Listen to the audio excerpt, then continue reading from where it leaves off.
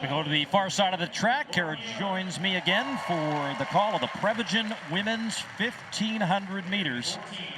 We'll keep an eye on that American record because Ellie St. Pierre is all business on this track today. If anyone was worried about her returning from the birth of her son in March 2023, she has set the record straight. She has just been unbelievable this year, winning that world indoor title in the 3,000 meters, running an incredible 5,000 last week, and the American record is on her mind today in the 1,500.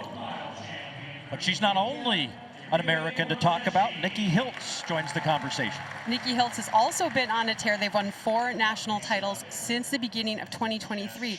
The thing about Nikki, they are very confident now. They're racing with purpose. They've won a silver medal at the World Indoor Championships. There's something about the confidence Hiltz has. It's going to take them far. Final moments of reflection for this group at 1,500 meters. Wave lights in this race designed to help the Americans going after the American record. Mentioning Nikki Hiltz, got their start collegiately at the University of Oregon, injured in their freshman year, so working as a volunteer at Pre. I mean, this was 10 years ago. So look at how far Hiltz has come in that 10 years, holding the banner and now hoping to be the one that breaks the tape today. American record holder in the mile, set that a year ago. Interesting time for U.S. athletes. Thinking ahead to the trials, making the team is so important, but this is the race you want to have in your portfolio if you make the team. Oh, 100%. You want to have those sub 4-minute times. You want to show you can show up on the big stage. I mean, this is an incredible field. We've only talked about 2 Americans, but this field is stacked and loaded. Having a good race here really sets you up as the season continues. And another look at St. Pierre, world indoor champion. Incredible race in Glasgow in the winter, beating Gudaf Sagai in epic fashion. Not only was that race fast, but she still technically and tactically responded. She went wide on that final turn, and a lot of jaws dropped when this happened. I mean, Gudaf Sagai is one of the best to ever do it, but Ellie St. Pierre came through, not only winning that world title, but running incredibly fast. And Ivan was there to enjoy it with Mom, and you've said, and you've gone through this as an elite athlete as well, you're impressed how quickly she's come back to a world-class level. I really am impressed. I think shout out to the people in her camp who let her come back as she wanted, but last summer she was training and building up slowly, and she has just been on fire since she returned to racing. It has been incredible to watch.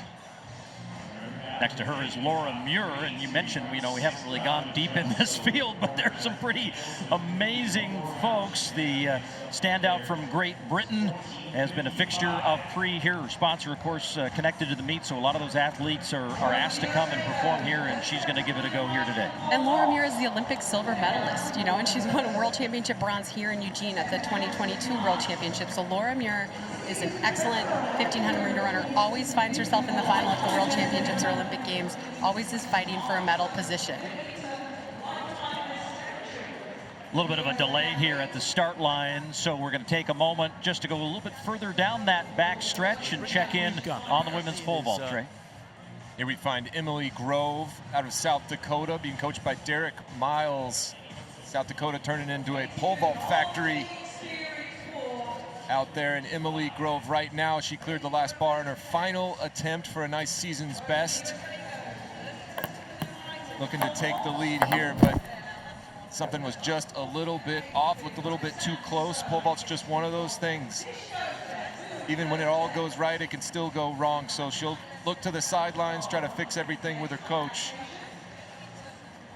It's looking like she and Katie Moon are sharing a coach today. Brad Walker stepping in for the great Derek Miles, and they're going head-to-head against one another at these final bars. One of the great moments in Budapest when Katie Moon won a second consecutive global championship, but shared the gold with Nina Kennedy of Australia. And it looks like we are now set with the women's 1,500 meters here, Kara.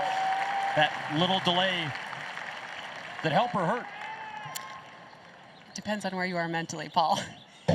If you are confident, having to wait on the starting line for a couple extra minutes is going to do nothing to you. If you're nervous and feeling overwhelmed, it can definitely become bigger than it needs to be in your mind. We're about to find out what effect it's had on folks as Jazz Shukla of Canada, who just became yet another Canadian to dip under 2 minutes in the 800 meters, is going to be asked to take that 800-meter speed forward and get this thing rolling pretty quickly. Women's 1,500 meters, and we'll keep an eye on Ellie St. Pierre. There she is in third position as they work their way down the main straightaway. Jory behind her, then Muir, and then Jessica Hall, the Australian who competed here at the University of Oregon, as they all find room to run. It'll be 3 laps to go when they reach the line. You know, that was a little messy off the line for a lot of the women, and it seemed super strung out, but now we're starting to see everyone kind of close back up and get their positions on the rail. St. Pierre was definitely a little pushed out. She didn't want to fall. You know, she got tripped at the Olympic trials 3 years ago and ended up just going and taking that race. So now she just needs to settle in here. The pace is very, very hot. 61.75 for that first lap. So now everybody just needs to calm down. The pacemaker is doing their job. Relax, ride this train as long as possible. And right along that back stretch as the women continue to run quickly over to Katie Moon, Trey. One of the best Americans to ever pick up a pole vault pole. And again, something just a little bit off down there on the runway. Looks like the winds are giving them just a little bit of trouble. So if the run is not exactly where it needs to be, it's an abort jump.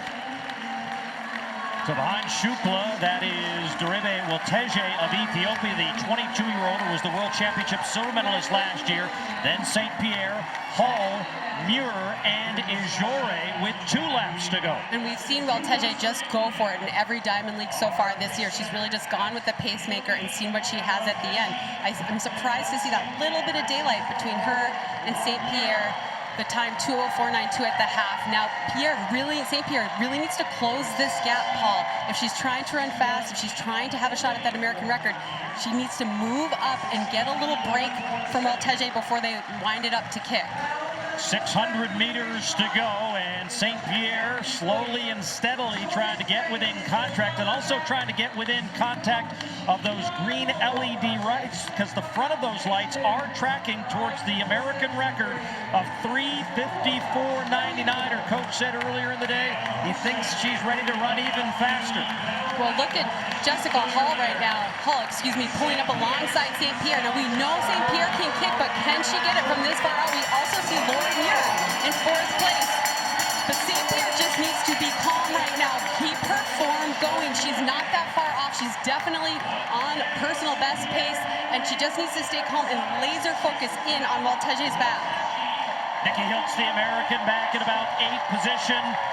Well off the lead here as they head down the backstretch, and Welteje begins to open stride, and it's Jessica Hall who's now going alongside and challenging St. Pierre.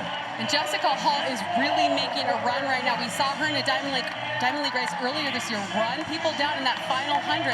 And is she getting any closer to Welteje, or is Welteje going to run away with this? So the world silver medalist from a year ago, Welteje of Ethiopia, into the lead. And how about that battle behind? Also keep an eye on those green lights as that's tracking towards the American record. Welteje is going to win it in a super fast, low 3:53 time. And then the lead for Hall and for Pierre will await the time here to confirm, as Welteje takes the victory in 3:53.75. And still waiting on the time for Hall and for Pierre.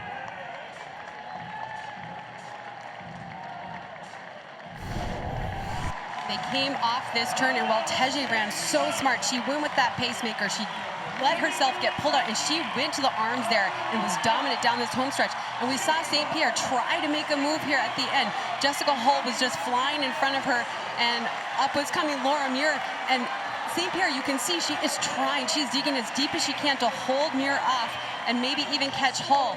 But Hall will finish in 2nd place with a new Australian national record. I mean, records falling left and right at Prefontaine, but Welteje really showed that she is stepping up this year. She was a silver medalist from last year, and she wants to be a contender in that Olympic final.